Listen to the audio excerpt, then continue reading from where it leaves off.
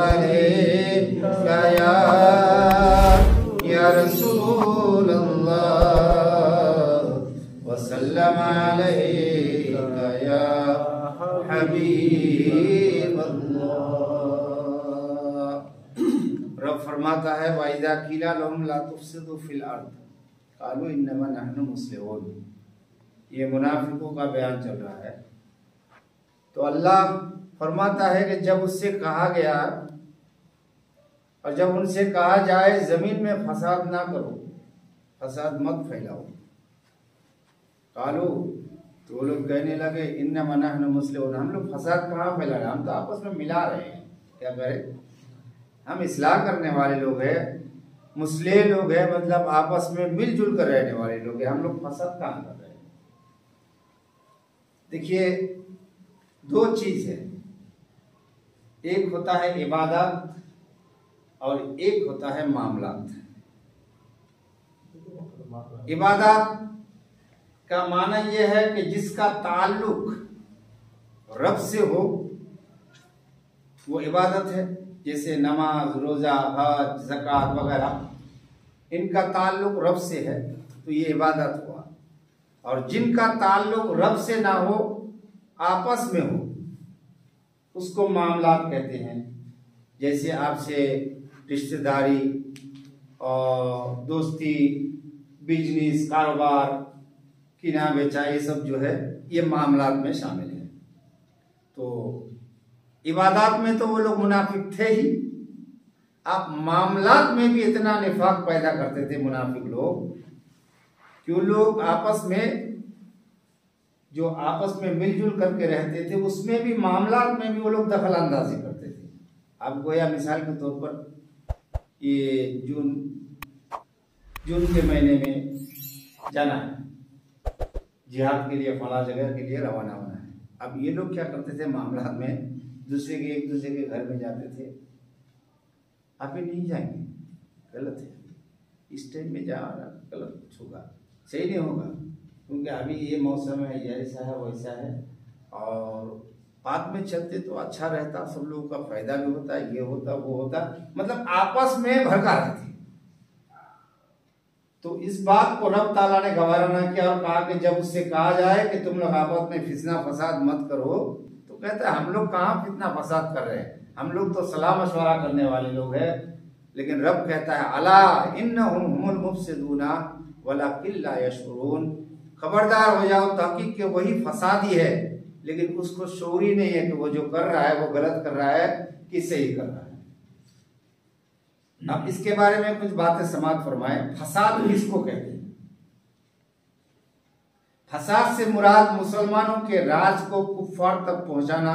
चूंकि मुनाफिकीन मुसलमानों के साथ उठते बैठते थे, इसलिए उनको कुछ मुसलमानों की जंगी तदबीरें मालूम हो जाती थी और वो कुफ्फार को उनकी खबर देते थे। इस हरकत से उन्हें रोका गया इस आयत में। यानी ये लोग तो मुसलमान के साथ उठते बैठते थे, कब कहाँ जंग में जाना है, क्या क्या करेगा, कौन सा पैतरा इख्तियार करेगा, ये सब बातें जाके कुफार लोगों को बोल देते थे। ये चुगलखोरी की है, वहां जाकर के बोल देते थे। इस बात से ये भी एक फसाद है, इसको भी रोकने के लिए रब ने फरमाया कि ला तुफसिदू फिल अर्द, जमीन में फसाद मत फैलाओ। दूसरी बात, मुनाफिकों ने क्या क्या 9 मुस्लिमों से खुफिया मिलकर उनसे दिलों में इस्लाम के बारे में गलत बताया। जो लोग नया नया मुसलमान होते थे उनके पास जाते थे, आप भी इसमें आ गए, क्या बोलते थे, आप भी इसमें आ गए, इसमें ये ठीक नहीं है, खिलाफ शुबों को शोभा डालते थे। वो लोग ये समझते थे कि जब पुराने मुसलमान इस्लाम पर मुतमईन नहीं तो जरूर इस्लाम में कुछ खराबी होगा। अब नया नया मुसलमान हुआ है, उसको जाकर भड़काएंगे कि तुम भी मुसलमान हो गया, अब ये लोग ऐसा कर रहा है वैसा कर रहा है, ठीक नहीं हो रहा है ना ये। अब वो नया नया बोलेगा सर ये पहले से मुसलमान हुआ है, इसको भी तशफ़्फ़ी नहीं है इस्लाम में, तो हम लोग आए हैं, गलत तो नहीं हुआ, इस्लाम में यकीनन कुछ ना कुछ खराबी है। तो ये भी एक फसाद हुआ कि नहीं हुआ? तो रब ताला ने कहा ला तुफसिदू फिल अर्द, जमीन में फसाद मत करो। उसका खुलासा ये हुआ कि मुनाफिकीन पर दीनी बीमारी इस कदर गालिब आ गई कि बुरे को भले की तमीज ना रही। क्योंकि जब उनसे कहा जाता है कि चुगलखोरी, गम्माजी और गुनाहों से मुल्क में फसाद बर्पा ना करो, तो वो जवाब देते हैं कि हम तो भलाई करते हैं, और उन गुनाहों को भलाई समझ बैठते। जैसे कि बाद बीमार मीठी चीज को कड़वी और कड़वी को मीठी महसूस करते हैं, है ना। अब आदमी बीमार पड़ जाता है, बोले तो हमको तो कड़वा लगता है ना, क्योंकि अंदर उसकी बीमारी है, और जिसके बारे में पिछले आपने समाज फरमाया कि उसके अंदर बीमारी है और उस बीमार को अल्लाह ने ज्यादा कर दिया। उस बीमारी की वजह से अब उस लोग खराब को भी अच्छा समझने लग जाता है, इसीलिए वो लोग गलत काम कर बैठे। रब ताला ने इसको इसी बात पर रोका गया कि तुम ऐसे काम मत करो। क्यों? इसलिए कि ये फसाद है, और जब फसाद करोगे तो फसाद बहुत बड़ा गुनाह है। ये आखिरी तबके का गुनाह है, मुनाफिकों का घटिया काम है, जो रब ने इसको रोका है। अब इसमें कुछ बात समझ में आई। एक ये कि कुफ्र दर हकीकत फसाद है। काफिर जो है कुफ्र करना किसी भी बात पर, ये हकीकत में फसाद ही। और क्योंकि ये हक ताला से बगावत करता है, अल्लाह से मुंह मोड़ देता है, तो बगावत करता है, और बगावत से बढ़कर कोई फसाद नहीं हो सकता। दूसरा ये कि इस्लाम और शरीयत मुताहरा की इताअत जमीन की इस्लाह है। इस्लाम को मानना, शरीयत का इताअत करना, रसूलुल्लाह को मानना, सहाबाए किराम को मानना, ये एक जमीनी इस्लाह है। अगर इसको ना मानोगे तो वो फसाद में शामिल है। जैसे आजकल बहरहाल हर जगह देखिएगा आप लोग, जो गैर मुस्लिम है वो फसाद में डूबा हुआ है। वो जानता है कि ये मक्खी नहीं उड़ा सकता, फिर भी मानता है। जानता है कि जिसको हम पूछते हैं ये एक मक्खी नहीं उड़ा सकता, वो जानता है कि जिसको हम पूछते हैं इसके पीछे बम्बू घुसा हुआ है ना, लेकिन उसके बाद भी मानना, यही फसाद है, यही मुनाफिकत है ना। और कुछ बात यह है कि कुफार से मिलजुल रखना, उनके दीनी मामलात में खातिर तवज्जो करना, उनके साथ चापलूसी और खुशामदी करना, उनकी खुशी के लिए सुलह कुल बन जाना और हक गोई से बाज रहना मुनाफिकों की शान है। जैसे आजकल भी होता है ना, हाँ यार मिल के रहना पड़ेगा ना, मिल के रहना चाहिए, तो ये हो नहीं सकता। कभी भी हक और बातिल एक नहीं हो सकता। हक हक है, कुल जाल हक को वज़हकल बातिल। बेशक हक आएगा तो बातिल मिटता ही रह जाएगा। मुनाफिक दो किस्म का है, एक मुनाफिक अमली, एक मुनाफिक एतकादी। मुनाफिक अमली जो गलत काम करते वो लोग, वो तो हराम है। जो मुनाफिक एतकादी है, उनके साथ मिलजुल कर रहना, हाँ में हाँ मिलाना, जो जैसा बोले वैसा करना, ये करना है ना, उसके साथ ये करना, ये कुफ्र भी है और हराम भी है। समझ रहे हैं? अल्लाह ताला इन चीज से हमको परहेज करने की तौफीक अता फरमाए। अला इन्नहुम हुमुल मुफसिदूना वलाकिन ला यशउरून। खबरदार, ये लोग मुस्लिम करने वाला नहीं, इस्लाम करने वाला नहीं, ये लोग फसाद करने वाले लोग हैं। क्यों? उसके लिए उसको खबर ही नहीं है कि ये फसाद कर रहा है। बात ये रहे, ख्याल ये रहे कि इंसान का ताल्लुक दुनिया से भी और दीन से भी है, लेकिन दुनिया और दीन आपस में जिद है, दीन में भी है और दुनिया भी है। समझ रहे ना? आप एक बात याद रखिएगा, सूफिया इकराम के नजदीक दुनिया वो है जो हक से गाफिल कर दे। खाना पीना, घर बार, फैमिली, ये दुनिया नहीं है। कुछ लोग समझते ये दुनिया है, नहीं। जो हम लोग का खाना है, पीना है, बाल बच्चे है, घर बार है, रिश्तेदारी है, प्रॉपर्टी है, धन संपत्ति है, ये दुनिया नहीं है। हकीकत में दुनिया का, सूफिया इकराम के नजदीक दुनिया वो है जो अल्लाह से तुमको दूर कर दे, वो दुनिया है। अल्लाह से, जिस चीज ने तुमको अल्लाह से दूर कर दिया वो दुनिया है, और जो अल्लाह के करीब लेके गया वो दीन है। समझ रहे हैं ना? आप एक बात याद रखिएगा, खुराक, पोशाक, जन, यानी खुराक तो खाना, पोशाक तो कपड़ा लता वगैरह पहनना है, जन का मतलब औरत है, औरत है बाल बच्चे है, फर्जन का मतलब बाल बच्चे है, और दीगर जायज कारोबार रसूलुल्लाह सल्लल्लाहु अलैहि वसल्लम की इत्तिबा के लिए हो तो वो सब दीन में शामिल है। अगर हमने नबी की इत्तिबा के लिए, नबी की सुन्नत पर अमल करने के लिए किया है तो ये सारे के सारे दीन में शामिल है, ये दुनिया नहीं है। मिसाल के तौर पर अहादीस में आया है, किसी ने फजर की नमाज पढ़ी और उसके बाद काम में गया, काम करता रहा, जो भी उसकी ड्यूटी है काम वो करता रहा, लेकिन इंतजार इस बात की है कि जोहर का टाइम तो नहीं हुआ, नमाज पढ़ना है, जोहर का टाइम तो नहीं हुआ, नमाज पढ़ना है, ये फिक्र उसको लगी हुई है। तो आप फजर से लेकर जोहर तक जो उसको फिक्र लगी हुई है कि जोहर की नमाज पढ़ना है, बीच में जो भी काम वो कर रहा है वो दीन में शामिल है।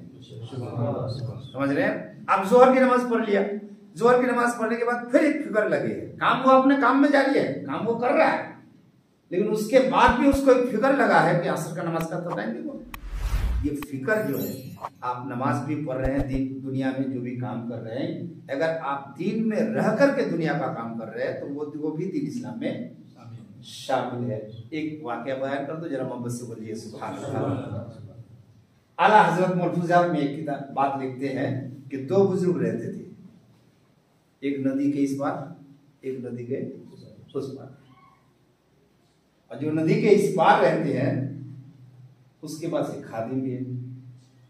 इसने शादी भी किया और शादी करने के बाद बाल बच्चे भी बहुत हुए, इनके बहुत बच्चे हुए।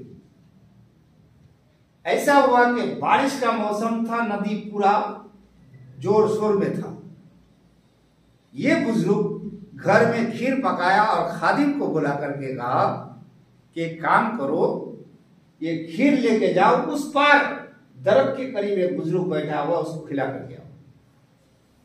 खादिम गया नदी के पास और जाकर के देखा कि नदी तो पूरा उफंद में पड़ा हुआ है, पूरा जोर शोर में है, पानी पूरा चल रहा है, कैसे जाऊं उस पर।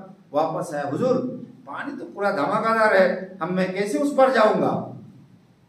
तो इस बुजुर्ग फरमाते हैं कि जाओ नदी से कहना कि मुझे उसने भेजा है जो जिंदगी में शादी ही नहीं किया है। बोलिए ना सुभान अल्लाह। अभी खादिम था, इसके इतने बच्चे हैं और हमको बोल रहा है कि शादी ही नहीं किया है, होगा फिर, लेकिन यकीन था। पीर ने कहा है, मेरा पीर ने कहा है तो कहा। बोलिए ना सुभान अल्लाह।